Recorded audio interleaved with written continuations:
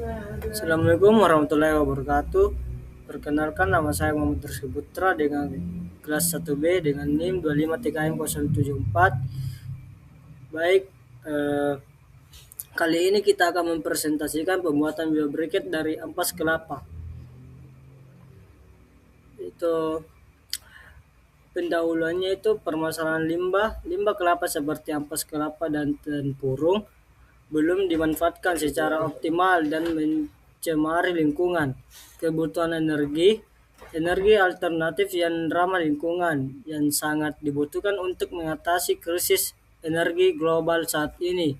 Potensi biomasa kelapa menawarkan sumber bahan bakar terbarukan yang berpotensi untuk mendukung berkelanjutan energi.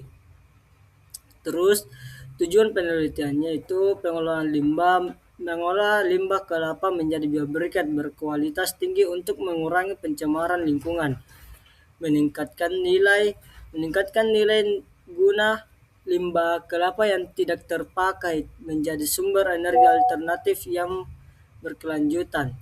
Bahan bakarnya menghasilkan bahan bakar yang ramah lingkungan dan dapat digunakan untuk keperluan energi sehari-hari. Pengertian biobriket. Definisi. Biobriket adalah bahan bakar padat yang dibuat dari biomasa terkompresi, khususnya limbah kelapa. Fungsinya itu biobriket untuk mengurangi limbah dan menyediakan sumber energi bersih yang ramah lingkungan. Perbedaannya itu yang dengan biobriket konvensional. Biobriket menggunakan bahan baku organik dan proses yang lebih berkelanjutan. Bahan baku ampas kelapa dan tempurung kelapa merupakan bahan utama dalam pembuatan biobriket. Selain itu, perakat seperti tempurung tapioka atau kanji dan air digunakan untuk memastikan kekompakan dan kualitas briket. Dengan memanfaatkan limbah ini, kita tidak hanya mereduksi sampah, tetapi juga menciptakan energi terbarukan yang ramah lingkungan dan berkelanjutan. Pembuatan biobriket dari limbah kelapa. Proses pembuatan biobriket melibatkan beberapa tahapan, mulai dari pengeringan bahan hingga mengeringkan akhir, untuk memastikan kualitas yang optimal. Proses pembuatan biobriket melibatkan beberapa tahapan kunci. Yang pertama, ampas kelapa dan tempurung kelapa dikeringkan sebelum mengalami karbonisasi. Setelah itu, bahan dihaluskan dan dicampurkan dengan perakat untuk menghasilkan campuran yang seragam proses.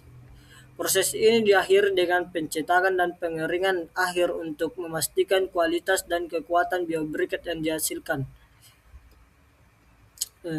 Pengujian kualitas. Pengujian kualitas biobriket sangat penting untuk memastikan efisiensi bahan bakar. Parameter yang diuji meliputi nilai kalor, kadar air, kadar abu, dan waktu nyala. Nilai kalor menunjukkan energi yang dihasilkan, sedangkan kadar air dan abu mempengaruhi pembakaran.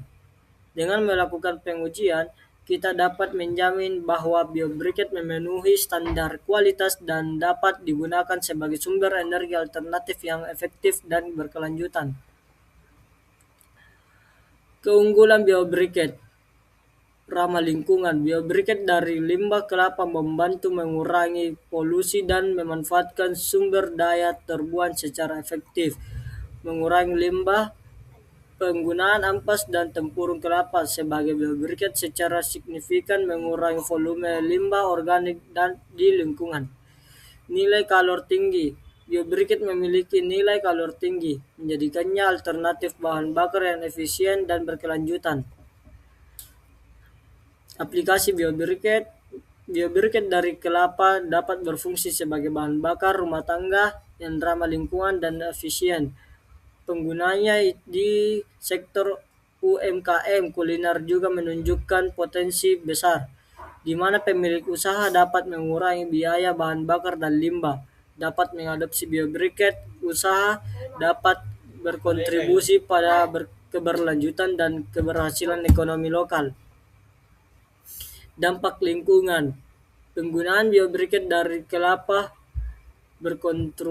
berkontribusi signifikan terhadap pengurangan limbah organik yang terbuang. Selain itu, biobriket memberikan peluang usaha baru yang berkelanjutan bagi masyarakat lokal, menciptakan lapangan kerja dengan mengalihkan perhatian ke energi terbarukan.